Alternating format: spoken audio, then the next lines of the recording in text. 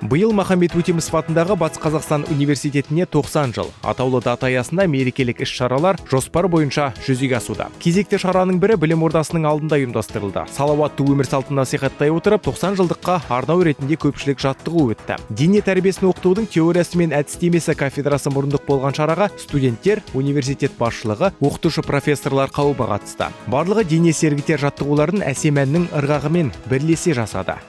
Жалпы бұл шараға келген себебім өте көңілді бір спорттық шара болады деп естігендіктен осы шараға келдім. Жалпы шара ұнап жатыр, маған бір сергіп қалдық.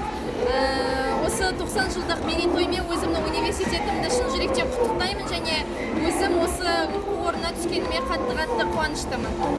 Бұл бастаманың негізгі мақсаты еліміздің тұрғындары арасында дене шынықтыру мен салауатты өмір салтын насихаттау. Өйткені спорттық жаттығулар жанды сергітеді. Оның үстіне ашық аспан астында өтетін түрлі жаттығулар адамның тыныс алуын жақсартып, өзін сергек сезінуіне сеп болмақ. Сондықтан білім ордасында өтіп жатқан спорттық жаттығулардың пайдасы орасан зор. Оны студенттер жастары да қолдап отыр. Барлығы ұнап жатыр, өте жоғары деңгейде өтіп жатыр. Осындай барлығының бір толқында қозғалып жатқаны ұнады. Осы университетімізде 90 жылдығымен шын жүректен құттықтаймын. Өркендей берсін, жана берсін, және де бұйырса бір ғасырын осылай әдемі көңіл күйде тойлайық деп айтқым келеді. Жалпы Махамбет Өтемісов атындағы Батыс Қазақстан университетінде дене шынықтыруға барлық жағдай жасалған. Осы жерде студенттерге арналған спорттық алаңдар, кешендер бар. Бұл студенттердің бос уақытында спортпен айналысуына, түрлі спорттық шаралар ұйымдастыруға өте қолайлы.